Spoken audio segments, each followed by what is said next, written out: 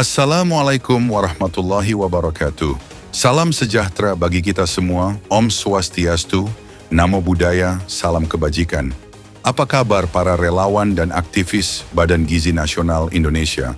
Semoga kita semua selalu dalam keadaan baik, sehat dan tetap semangat. Alhamdulillah kabar gembira bagi kita semua karena kita mendapatkan porsi sebagai PPPK atau Abdi Negara di instansi Badan Gizi Nasional. Ayo kita gunakan kesempatan ini dengan sebaik-baiknya, karena kesempatan baik ini tidak akan datang untuk dua kali.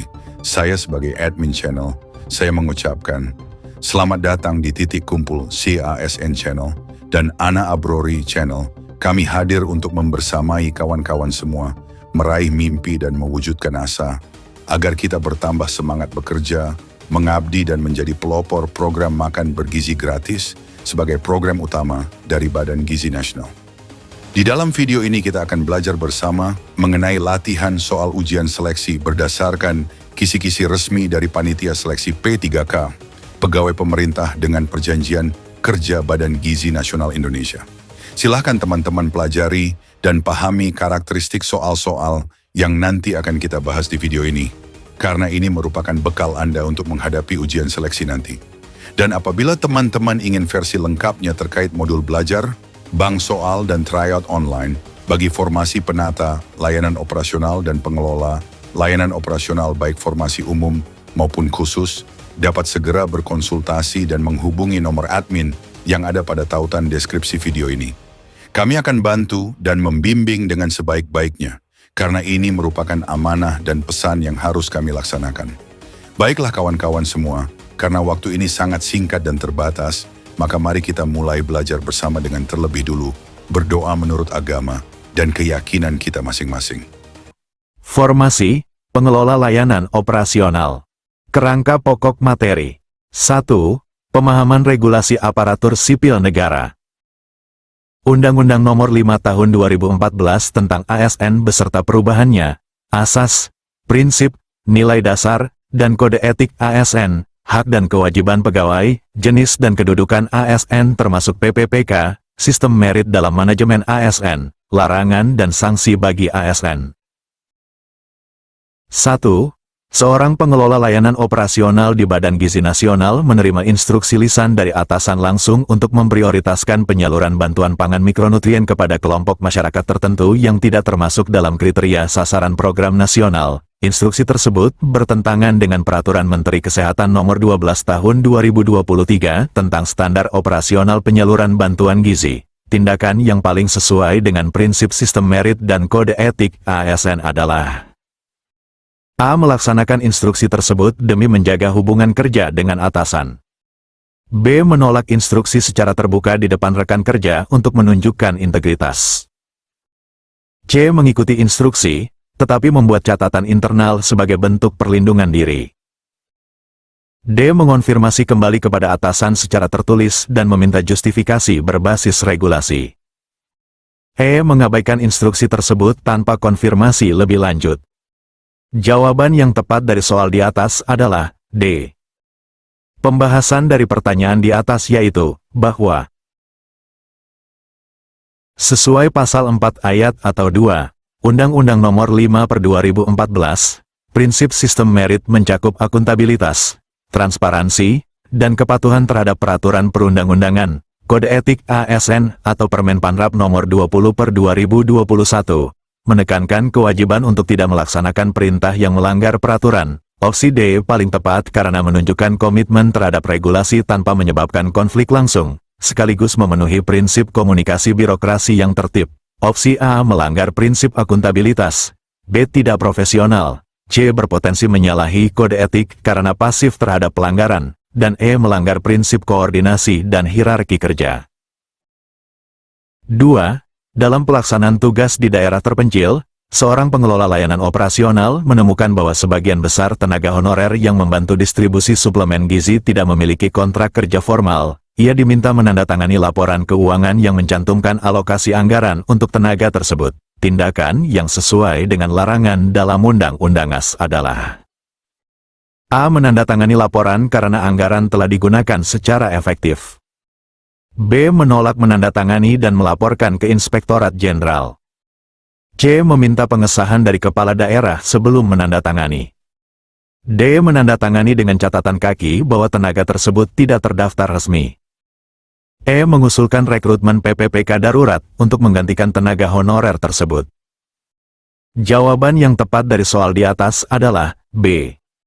Pembahasan dari pertanyaan di atas yaitu bahwa Pasal 28 Undang-Undang Nomor 5/2014 melarang ASN terlibat dalam kegiatan yang bertentangan dengan peraturan perundang-undangan, termasuk pemalsuan dokumen atau penggunaan anggaran tidak sesuai ketentuan, menandatangani laporan keuangan yang tidak sesuai realitas administratif dapat dikategorikan sebagai pelanggaran disiplin berat.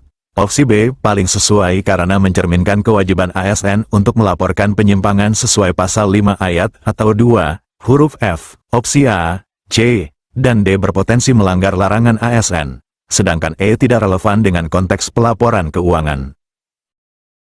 3. Seorang pengelola layanan operasional ditawari fasilitas transportasi pribadi oleh mitra swasta penyedia suplemen gizi selama masa sosialisasi program nasional. Tawaran tersebut tidak bersifat eksklusif dan diberikan juga kepada rekan kerja lainnya. Tindakan yang paling sesuai dengan nilai dasar ASN adalah A. Menerima karena fasilitas tersebut tidak bernilai tinggi dan tidak memengaruhi keputusan kerja. B. Menolak secara halus dan menggunakan transportasi dinas sesuai ketentuan. C. Menerima, tetapi melaporkan penerimaan tersebut ke Bawasda. D. Mengizinkan penggunaan fasilitas hanya untuk kegiatan non-resmi. E. Menerima dengan syarat mitra tersebut tidak terlibat dalam pengadaan langsung. Jawaban yang tepat dari soal di atas adalah B. Pembahasan dari pertanyaan di atas yaitu bahwa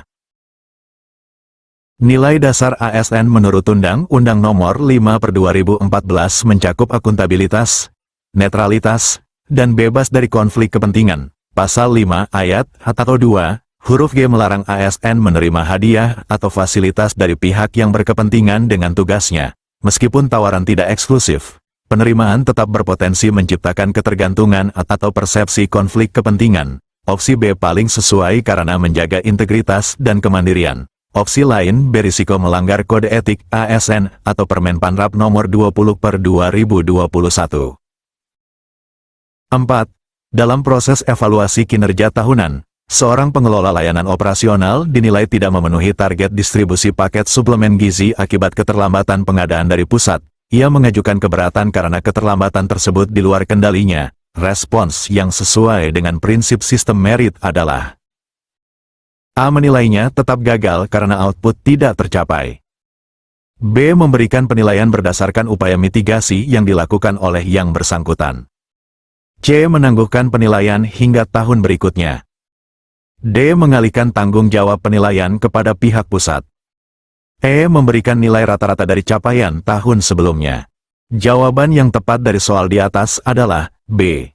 Pembahasan dari pertanyaan di atas yaitu bahwa prinsip sistem merit atau pasal 8 Undang-Undang Nomor 5/2014 JO, PP Nomor 11/2017, menekankan penilaian kinerja berbasis kompetensi, kontribusi, dan konteks operasional. Dalam situasi di luar kendali langsung, penilaian harus mempertimbangkan respons adaptif dan mitigasi risiko.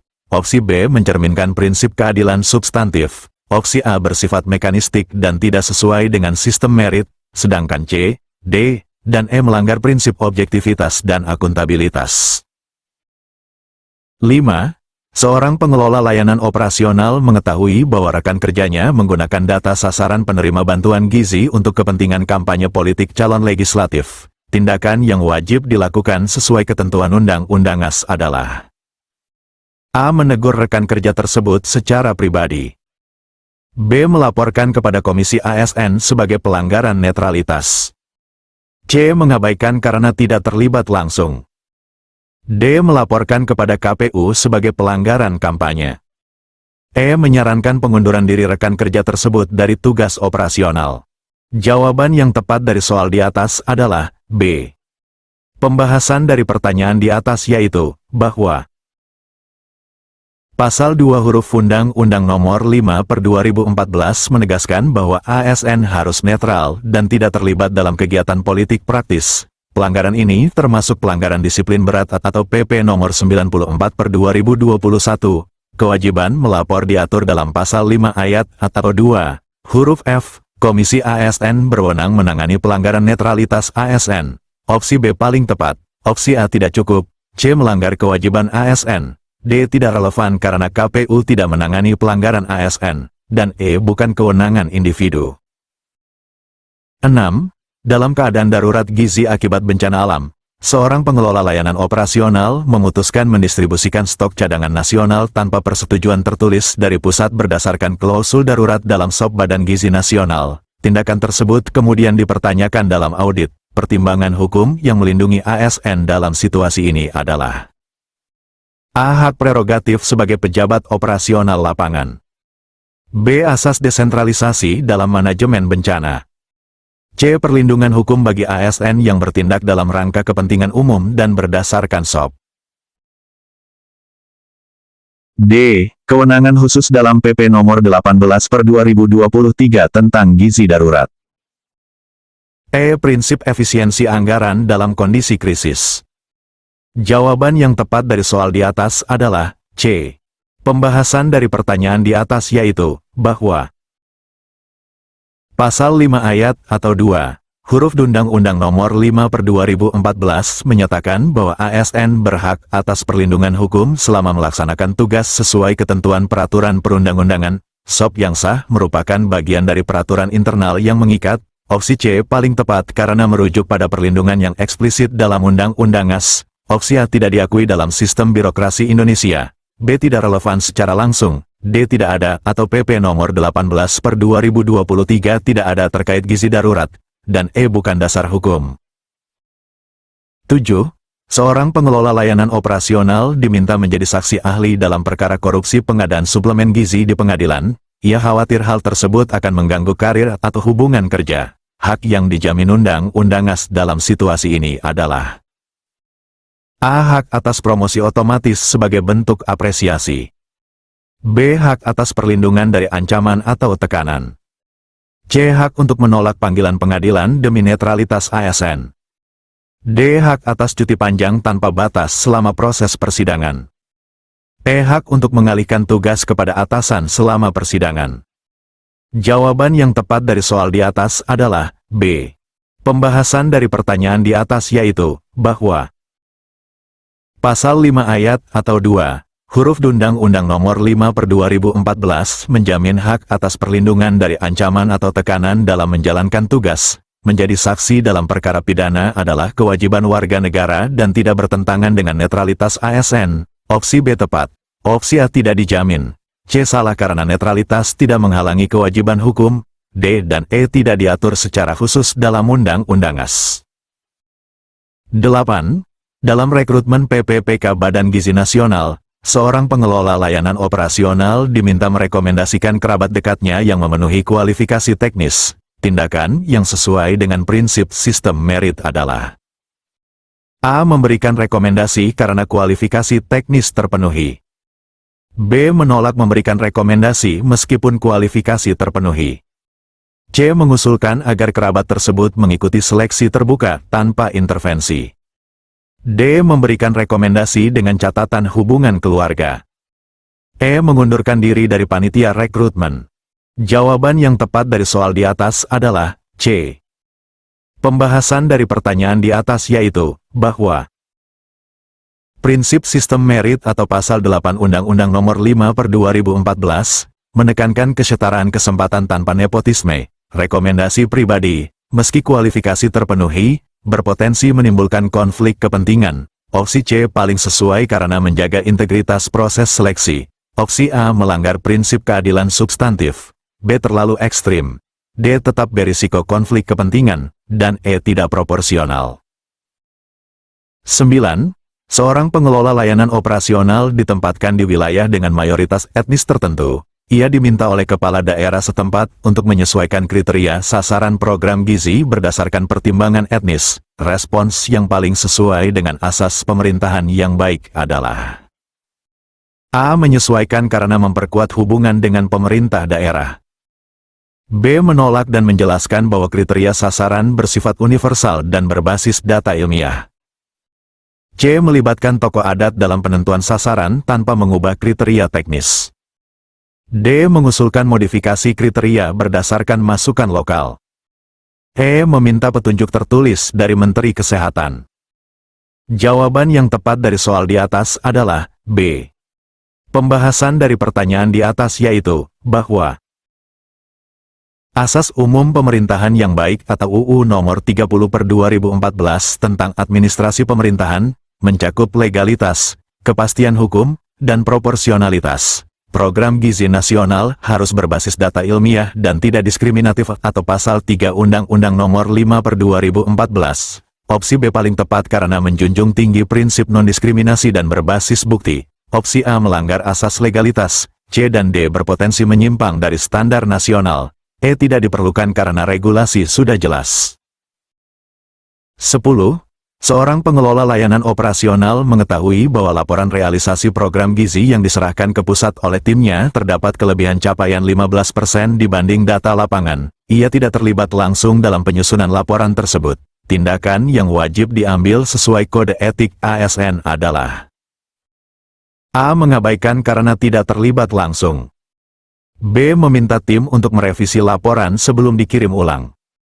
C. Melaporkan ketidaksesuaian tersebut kepada atasan dan APIP. D. Menandatangani laporan dengan catatan teknis terpisah. E. Menyimpan dokumen asli sebagai arsip pribadi. Jawaban yang tepat dari soal di atas adalah C. Pembahasan dari pertanyaan di atas yaitu bahwa Kode Etik ASN atau Permenpanrap Nomor 20/2021 mewajibkan setiap ASN mencegah dan melaporkan kecurangan. Pasal 5 ayat 1 atau 2 huruf Undang-Undang Nomor 5/2014 menegaskan kewajiban melaporkan penyimpangan. Opsi C paling tepat. Opsi A melanggar kewajiban etik, B tidak cukup karena pelaporan ke APIP wajib, D dan E tidak memadai dalam pencegahan kecurangan. 11. Menurut Undang-Undang Nomor 5 Tahun 2014 sebagaimana diubah oleh Undang-Undang Cipta Kerja, salah satu ciri utama pegawai pemerintah dengan perjanjian kerja atau PPPK adalah A. Diberikan hak pensiun otomatis setelah 10 tahun masa kerja. B. Kedudukannya sebagai bagian dari ASN dengan hak dan kewajiban yang diatur secara khusus. C. Tidak dapat menduduki jabatan pimpinan tinggi pratama. D. Wajib mengikuti pendidikan kedinasan setiap 2 tahun. E. Hanya dapat diangkat untuk jabatan fungsional tertentu. Jawaban yang tepat dari soal di atas adalah B. Pembahasan dari pertanyaan di atas yaitu bahwa Pasal 1 Angka 5 Undang-Undang Nomor 5/2014 JO, Undang-Undang Nomor 11/2020 atau Cipta Kerja, menegaskan bahwa PPPK adalah bagian dari ASN dengan hak, kewajiban, dan kedudukan hukum yang diatur khusus. Opsi B benar. Opsi A salah karena pensiun PPPK diatur terpisah atau belum otomatis. C tidak sepenuhnya benar karena PPPK bisa menduduki jabatan struktural tertentu sesuai PP Nomor 49/2018. D tidak wajib. Dan E salah karena PPPK bisa diangkat untuk jabatan struktural dan fungsional. 12. Asas akuntabilitas dalam penyelenggaraan manajemen ASN menurut Undang-Undang Nomor 5 Tahun 2014 dimaksudkan untuk A. Memastikan setiap keputusan ASN dapat dipertanggungjawabkan secara administratif, yuridis, dan moral. B. Menjamin promosi berdasarkan lama masa kerja. C. Menghindari penunjukan langsung dalam jabatan tertentu. D. Mempercepat proses pengambilan keputusan birokrasi. E. Menjamin hak cuti panjang setiap 5 tahun. Jawaban yang tepat dari soal di atas adalah A. Pembahasan dari pertanyaan di atas yaitu bahwa Pasal 3 huruf Undang-Undang Nomor 5/2014 menyebut akuntabilitas sebagai asas yang menjamin pertanggungjawaban dalam segala aspek. Opsi A tepat, opsi B terkait prinsip senioritas atau tidak berlaku mutlak, C terkait meritokrasi, D dan E tidak relevan dengan definisi akuntabilitas. 13. Larangan bagi ASN untuk menjadi pengurus partai politik diatur dalam A. Pasal 10 Peraturan Pemerintah Nomor 94 Tahun 2021. B. Pasal 2 huruf Undang-Undang Nomor 5 Tahun 2014. C. Pasal 5 ayat atau 1, Permenpanrap Nomor 20 Tahun 2021. D. Pasal 18 PP Nomor 11 Tahun 2017. E. Pasal 23 Undang-Undang Nomor 7 Tahun 2017. Jawaban yang tepat dari soal di atas adalah B. Pembahasan dari pertanyaan di atas yaitu, bahwa Pasal 2 huruf Undang-Undang Nomor 5/2014 secara eksplisit menyatakan bahwa salah satu asas penyelenggaraan kebijakan dan manajemen ASN adalah netralitas, yang mencakup larangan menjadi pengurus partai politik. Opsi B benar. PP Nomor 94/2021 mengatur disiplin, bukan larangan substantif. Permenpanrap mengatur kode etik, bukan larangan dasar. Undang-Undang Nomor 7/2017 mengatur pemilu, tapi larangan dasar ASN diatur di Undang-Undang AS. 14. Sistem merit dalam manajemen ASN bertujuan utama untuk A. Memastikan setiap jabatan diisi oleh ASN yang memiliki kompetensi dan integritas sesuai kebutuhan organisasi. B. Mempercepat rotasi jabatan setiap 2 tahun. C. Mengurangi jumlah tenaga honorer di instansi pemerintah. D. Menjamin semua ASN menerima tunjangan kinerja yang sama.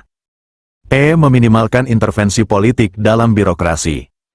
Jawaban yang tepat dari soal di atas adalah A.